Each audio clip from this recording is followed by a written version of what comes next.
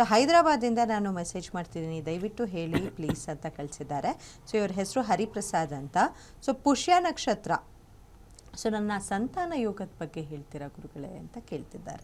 ನೋಡಿ, ಪುಷ್ಯ ನಕ್ಷತ್ರದಲ್ಲಿ ಹುಟ್ಟಿದ್ದಾರೆ, ಕಟಕ ರಾಶಿನೇ ಕೂಡ ಆಗುತ್ತೆ. ಪುಷ್ಯ ನಕ್ಷತ್ರ ಭಾಳ ವಿಶೇಷವಾಗಿ ತಾರಮ್ಮ ಮೇಡಮ್ ಅವರು ಕೂಡ ವೈಬ್ರೇಷನ್, ಅವರು ಮಕ್ಕಳಿದ್ದಾಗ ಸಾಕಷ್ಟು ಸೈಕಲ್ ಹೊಡೆದು ನಾನು ಹೇಳಿದ್ರೆ ನಗ್ತಾಯಿದ್ರು.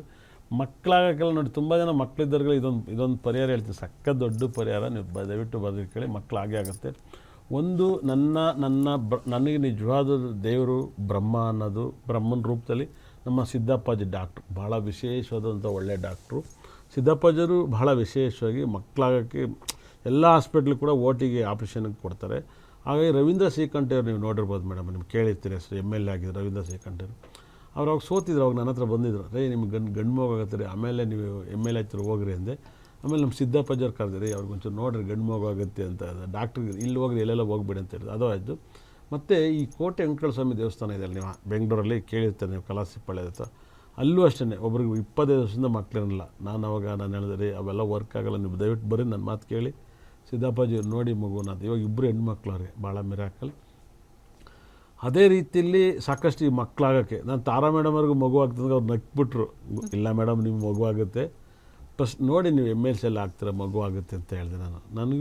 ನನಗೂ ತಾರಾ ಮೇಡಮ್ ಅವ್ರಿಗೆ ಹೆಂಗೆ ಅನಿಸ್ತದೆ, ಅವರು ನನ್ನ ತಾಯಿ ಅಂತ, ಅವ್ರು ನನ್ನೊಂದು ತಾಯಿ ಅಂತ. ನಮ್ಮಿಬ್ರಿಗೂ ಏನು ಸಂಬಂಧ ಅಂದರೆ ಒಂದು ವೈಬ್ರೇಷನ್ನು, ನಾವಿಬ್ಬರು ಸಕ್ಕದ ಮಾತಾಡ್ತೀವಿ. ಅಂದರೆ ಮಾತಾಡೋಕ್ಕೆ ನಿಂತ್ಕೊಬಿಟ್ರೆ ನಾನು ಭಾಳ ಮಿರಾಕಲ್. ಅದರಲ್ಲಿ ಒಂದು ವೈಬ್ರೇಷನ್ ನನಗೆ ಮುಹೂರ್ತದ ಮೇಲೆ ಸಖತ್ ನಂಬಿಕೆ. ನಂತರ ಪ್ರಪಂಚದಲ್ಲಿ ಯಾರ ಕೈಲೂ ಮುಹೂರ್ತ ನನ್ನಂಗೆ ಬರೋಕ್ಕಾಗಲ್ಲ. ನಾನು ಪಕ್ಕಾ ಗ್ಯಾಪಲ್ಲಿ 4 ಹೊಡಿತೀನಿ, 6 ಹೊಡಿತೀನಿ, ನನಗೆ ಇರೋ ಆ ಥರ. ನಾನು ಹೇಳಿದೆ, ಮೇಡಮ್ ಅವ್ರು ನೀವು MLs ಆಗ್ತೀರ ಅಂತ ಹೇಳಿದೆ. ಯಾರೋ ದೊಡ್ಡ ಜ್ಯೋತಿಷರು ಕರ್ನಾಟಕದಲ್ಲಿ 25,000 ಚಾರ್ಜು, 30,000 ಚಾರ್ಜು ಅವ್ರ ಜ್ಯೋತಿಷ ಕೇಳೋಕ್ಕೆ.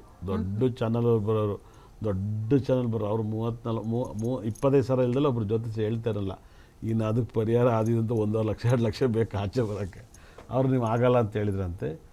ಆವಾಗ ನಾನು ಕೇಳಿದ್ರು, ನಾನು 100% ಇಲ್ಲ ಮೇಡಮ್ ನೀವು ಆಗ್ತೀರಾ, ನಾನು ಫಾಲೋ ಮಾಡಿ, ನನ್ನ ಮೊಬೈಲ್ ನಂಬರ್ ಕಾಸ್ಟ್ಯೂಮ್ಸ್ ಎಲ್ಲ ಫಾಲೋ ಮಾಡಿ ಚೆನ್ನಾಗಿ ಆಗ್ತೀರಾ ಅಂತ. ಆವಾಗ ನಾನೊಂದು ಮುಹೂರ್ತ ಆಗೋಕ್ಕೆ ಟೈಮ್ ಕೊಟ್ಟೆ. ಅಷ್ಟಮಿ ದಿವಸನೇ ಕೊಟ್ಟೆ. ಗುರುಜಿ ಬೇರೆ ಜೊತೆ ಅಷ್ಟಮಿ ಅಂತ ಹೇಳಿದ್ರು. ಸುಮ್ಮನೆ ಮೇಡಮ್, ಹೆಣ್ಮಕ್ಳಿಗೆ ಪವರ್ಫುಲ್ ಅಷ್ಟಮಿ ದುರ್ಗಾಷ್ಟಮಿ ಎಲ್ಲ ಬರೋದು ಹೆಣ್ಮಕ್ಳದ್ದೇ ಅಂದೆ. ಹೆಣ್ಮಕ್ಳದ್ದು ಅಷ್ಟಮಿ ದಿನ ಅಂತೇಳಿ ನೀವು ಮಾಡಿ ಅಂತ ಹೇಳಿದೆ. ನಾನು ವಿಧಾನಸೌಧಕ್ಕೆಲ್ಲ ನಾನು ಆಮೇಲೆ ಹೋದೆ. ಮೇಡಮ್ ಈ ಡೇಟಲ್ಲಿ ಹಾಗೆ ನೀವು ನೋಡಿ, ನಾನು ತಿಂಗಳಲ್ಲಿ ಪ್ರೆಗ್ನೆಂಟ್ ಆಗ್ತೀನಿ, ನನಗಿರೋ ನಂಬಿಕೆ ಅಂದೆ ನಾನು. ಈ ಮುಹೂರ್ತ ನಿಮ್ಮ ಮಗುನ ಮನೇಲಿ ಕೊಡೋದು ಬೇಕಾದ್ರೆ ಬರ್ದಿರ್ಕೊಳ್ಳಿ, ಈ ಮುಹೂರ್ತ ಹಂಗಿದೆ ಅಂತ ಹೇಳಿದೆ.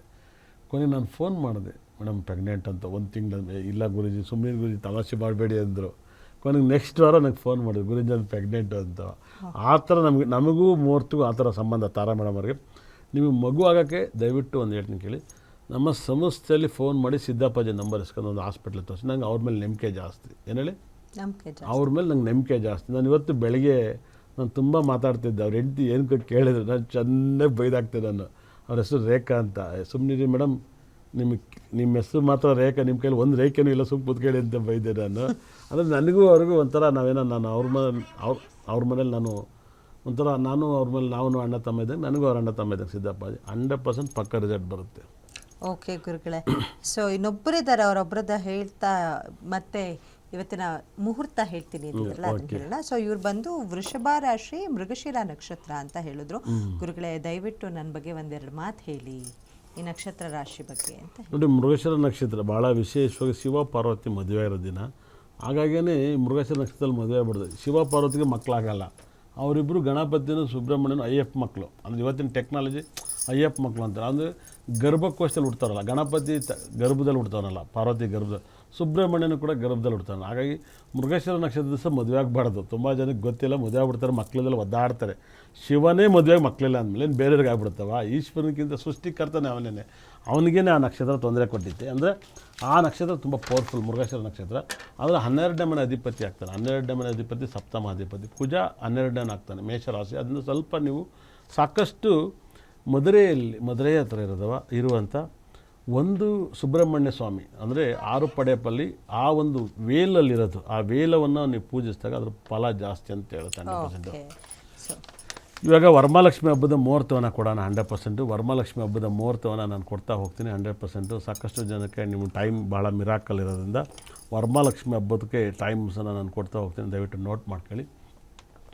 ಸಾಕಷ್ಟು ಭರಣಿ ನಕ್ಷತ್ರ ಸ್ಟಾರ್ಟ್ ಆಗುತ್ತೆ. ಬೆಳಗ್ಗೆ ಬಂದು ಕೃತಿಕಾ ನಕ್ಷತ್ರ ಇರುತ್ತೆ. ಬೆಳಗಿನ ಜಾವ ಕೃತಿಕಾ ನಕ್ಷತ್ರ, ನಾನು ಹೇಳಿರಲ್ಲ ಯಾರಿಗೂ ಕೂಡ, ಬೆಳಗ್ಗೆ ಒಂದು ಸ್ವಲ್ಪ ಹೊತ್ತು ಕೃತಿಕ ನಕ್ಷತ್ರ ಇರುತ್ತೆ. ಕೃತಿಕ ನಕ್ಷತ್ರ ಮುಗಿದ ಮೇಲೆ ನೀವು ಭರಣಿ ನಕ್ಷತ್ರ ಸ್ಟಾರ್ಟ್ ಆಗುತ್ತೆ. ಭಾಳ ವಿಶೇಷ ಎಲ್ಲ ಅಶ್ವಿನಿ ನಕ್ಷತ್ರ ಇರುತ್ತೆ. ಅಶ್ವಿನಿ ನಕ್ಷತ್ರ ಆದಮೇಲೆ ಭರಣಿ ನಕ್ಷತ್ರ ಸ್ಟಾರ್ಟ್ ಆಗುತ್ತೆ. ಭರಣಿ ನಕ್ಷತ್ರದಲ್ಲಿ ನೀವು ಮಾಡ್ತೀರ. ಭರಣಿ ನಕ್ಷತ್ರ ನೋಡಿ, ನಿಮ್ಮ ಸಂಪತ್ತಾರೆ ಸಾಧಕತರ ಅದೆಲ್ಲ ಬಿಟ್ಬಿಡಿ. ಶುಕ್ರ ನಕ್ಷತ್ರ ತುಂಬ ಇಂಪಾರ್ಟೆಂಟ್ ಆಗುತ್ತೆ. ಶುಕ್ರ ನಕ್ಷತ್ರದಲ್ಲಿ ಪವರ್ ಜಾಸ್ತಿ ಇರ್ತದೆ. ಆ ಪವರ್ನ ನೀವು ಪಡ್ಕೊಳ್ಳಿ. ಶುಕ್ರ ಗ್ರಹದ ವೈಬ್ರೇಷನ್ ಆದರೂ ಕೂಡ ಮೀಡಿಯಮ್ ಮುಹೂರ್ತವನ್ನು ಇರ್ತೀನಿ. ನಾನು ಪಕ್ಕ ರಿಸಲ್ಟನ್ನು ಕೊಡ್ತಾ ಹೋಗ್ತೀನಿ. ಚಂದ್ರ ಅಷ್ಟಮದಲ್ಲಿದ್ದು ಕೂಡ ಲಗ್ನಕ್ಕೆ ಕುಜಗ್ರಹ ಬಂದಾಗ ಅದು ಪರಿವರ್ತನೆ, ಅದು ಲಾಭ ಆಗುತ್ತೆ. ಚಂದ್ರ ಮತ್ತು ಕುಜಗ್ರಹ ಲಾಭವನ್ನು ತಂದು ಕೊಡುತ್ತೆ. ನನ್ನ ಒಂದು ಪ್ರಕಾರ ತುಂಬ ಟಾಪ್ ಮುಹೂರ್ತ ಅಂದರೆ ಒಂದು ಕನ್ಯೆ ಲಗ್ನ 8 ಗಂಟೆ 55 ನಿಮಿಷದಿಂದ 10 ಗಂಟೆ 10 ನಿಮಿಷದ ಒಳಗಡೆ, 8 ಗಂಟೆ 55 ನಿಮಿಷದಿಂದ 10 ಗಂಟೆ 10 ನಿಮಿಷದಲ್ಲಿ ಈ ಒಂದು ಲಗ್ನದಲ್ಲಿ ಮಾಡಿದಾಗ ಏನಾಗುತ್ತೆ ಅಂದರೆ, ಶುಕ್ರಗ್ರಹ 2ನೇನಾಗಿ 9ನೇನಾಗಿ ದಶಮ ಸ್ಥಾನದಲ್ಲಿ ಇರ್ತಾನೆ. ಅದು ಭಾಳ ಫಲವನ್ನು ಕೊಡ್ತಾನೆ. 10ನೇ ಮನೇಲಿದ್ದು, 10ನೇ ಮನೇಲಿ ಗುರುಗ್ರಹ ಇದ್ದು, 10ನೇ ಮನೆ ಅಧಿಪತಿ ಚಂದ್ರ ಅಂದರೆ ಸೂರ್ಯಗ್ರಹನೂ ಕೂಡ 12ನೇ ಮನೆ ಅಧಿಪತಿಯಾಗಿ 11ನೇ ಮನೇಲಿರ್ತಾನೆ. 11ನೇ ಮನೇಲಿದ್ದಾಗ ಅದು ತುಂಬ ಲಾಭವನ್ನು ಕೊಡ್ತಾನೆ. ಬುಧಗ್ರಹನೂ ಕೂಡ ನಿಮಗೆ 11ನೇ ಮನೇಲಿರ್ತಾನೆ. ಚಂದ್ರ 11ನೇನಾಗಿ 8ನೇ ಮನೇಲಿರ್ತಾನೆ. ಆದರೆ 8ನೇ ಮನೆ ಲಗ್ನಕ್ಕೆ ಬಂದಾಗ ಅದು 8ನೇ ಮನೆ ಅನ್ವಯಿಸಲ್ಲ. 8ನೇ ಮನೆ ಅಧಿಪತಿ ಚಂದ್ರ ಅಲ್ಲಿರ್ತಾನೆ. 3, 8 ಲಗ್ನಕ್ಕೆ ಬರ್ತಾನೆ. ಭಾಳ ವೈಬ್ರೇಷನ್ ಆಗುತ್ತೆ. ಮತ್ತು ಗುರುಗ್ರಹ ಭಾಳ ವಿಶೇಷವಾಗಿ ಗುರುಗೆ 11ನೇ ಮನೇಲಿ ಚಂದ್ರ ಇರ್ತಾನೆ. ಅದು ನಿಮ್ಮ ತುಂಬ ಲಾಭವನ್ನು ತಂದು ಕೊಡುತ್ತೆ. ಮತ್ತು ಕನ್ಯಾ ಲಗ್ನಕ್ಕೆ ಭಾಳ ವಿಶೇಷವಾಗಿ 2ನೇ ಮನೆಯಲ್ಲಿ ಧನಸ್ಥಾನವನ್ನು ಗುರುಗ್ರಹ ನೋಡ್ತಾನೆ. ಆ ಗುರುಗ್ರಹ ನೋಡಿದಾಗಿಂದ ವಿಪರೀತ ರಾಜಯೋಗದವನ್ನು ಫಲವನ್ನು ಕೊಡ್ತೀರ. ಸಪ್ತಮದಲ್ಲಿ ಶನಿ ಮತ್ತು ಕುಜಗ್ರಹ ಇರ್ತಾನೆ. ಶನಿ ಮತ್ತು ಕುಜಗ್ರಹ ಇದ್ದಾಗ ನೀವು ತುಪ್ಪದ ದೀಪವನ್ನು ಹಚ್ಚೋದ್ರಿಂದ ನಿಮ್ಮ ಲೈಫಲ್ಲಿ ಸಾಕಷ್ಟು ಫಲವನ್ನು ಕೊಡ್ತಾನೆ. ಸಾಕಷ್ಟು ಫಲವನ್ನು ಕೊಟ್ಟಾಗ ಕುಜನ ತುಪ್ಪದ ದೀಪವನ್ನು ಹಚ್ಚಿದ್ರೆ ತುಂಬ ಒಳ್ಳೆಯದು.